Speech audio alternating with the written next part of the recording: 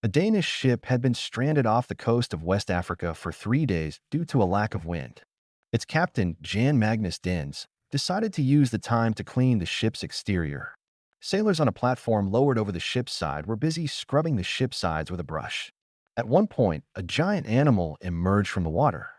With two of its huge arms, it pulled two sailors into the sea, who disappeared without a trace, and with a third arm, it grabbed another sailor. The sailor was desperately clinging to a rope.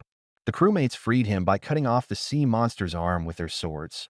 Despite repeated attempts to pierce it with a harpoon, the giant creature could not be killed and sank into the ocean. The severed part of the octopus's arm was particularly thick, measuring about 8 meters long, and had large suction cups at the end. Upon returning to Copenhagen, few people believed Jan Magnus Dens' story.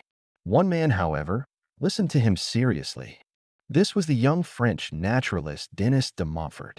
He decided to prove to skeptical scientists that octopuses of colossal size existed. Montfort included the Danish captain's confession in his 6-volume work, Natural History of Mollusks.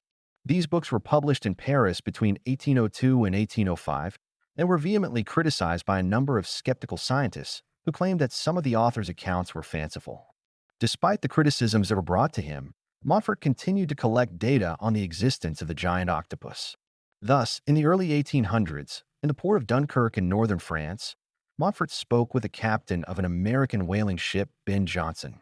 The captain described to him the battle that his crew had waged with a giant octopus. After being pierced with a harpoon, the creature was tied to the ship's ropes to be brought to shore. The animal's arms were 12 meters long, and the suction cups, lined up in 2 rows, were larger than a man's hat.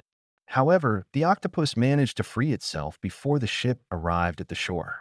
Another whaling captain, Jim Reynolds, told Montfort that during one of his voyages, his sailors saw a long, slate-colored body floating on the surface of the ocean. Noticing that this body had no head and was lying motionless in the water, the sailors had the courage to pull it aboard. Then they realized that they were dealing with a 15-meter-long and 1-meter-thick arm of a giant octopus. Unfortunately, this arm, which would have been convincing evidence for Montfort, could not be found. Montfort's hopes were rekindled when he learned of the existence of a painting depicting this creature in the port of St. Malo. Arriving in this city, Montfort was able to see the painting.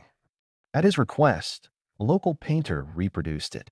He was told that the painting had been made at the request of the crew of a French ship that had successfully escaped a confrontation with a giant octopus. The ship, Montfort wrote about this case, was just taking on board cargo when from the depths a monstrous creature appeared, which wrapped 2 arms around the masts, pulling them with considerable force. The ship was about to capsize, but the crew members managed to cut off the octopus's long arms in time with sailors' knives and axes.